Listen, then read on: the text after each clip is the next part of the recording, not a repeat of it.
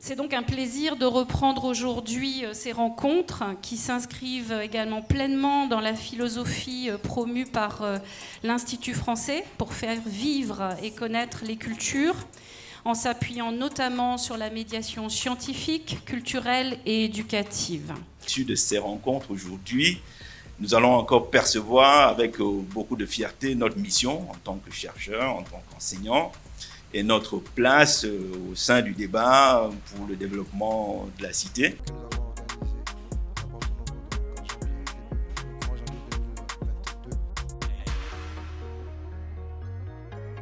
Toutes les fois où moi je vais à la présidence, je reste à l'écart pour regarder ceux qui viennent visiter. Qu'est-ce qu'ils disent? Qu'est-ce qu'ils pensent? Et lorsque vous les écoutez, vous comprenez évidemment qu'un nouvel enjeu territorial se joue à l'heure où nous parlons, enfin se met en place.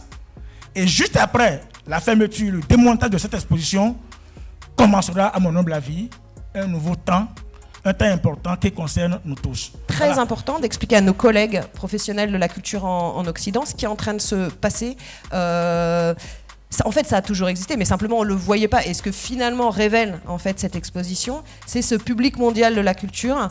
Et donc j'espère pouvoir, avec les collègues, mener des enquêtes pour pouvoir démontrer et aller à l'encontre en fait des discours qu'on entend et qui nous disent mais de toute façon il n'y a pas de public. En Afrique, il n'y a pas de public.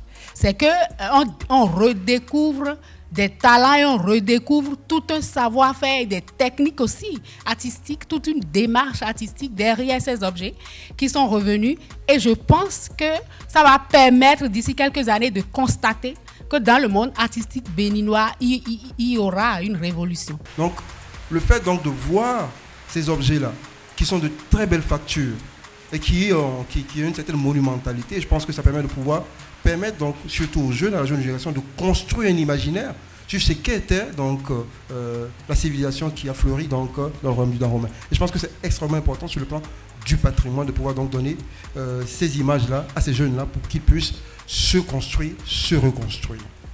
Je pense que le Bénin a eu l'ingéniosité de pouvoir présenter une deuxième partie à cette exposition, de pouvoir coupler l'expo des 26 trésors avec l'art contemporain. Et je pense que c'est ça qui permet justement de ne pas rester dans un récit nostalgique et d'aller plus loin, de montrer l'héritage. Derrière cette restitution, derrière ces biens qui sont rentrés, il y a donc la curiosité de la découverte d'une destination qui peut se créer à partir de là. C'est un avantage pour nous. Ensuite, il y aura la mise en place dans des musées. Un musée, c'est un équipement de loisirs. Et les premiers visiteurs d'un musée, c'est en général le touriste.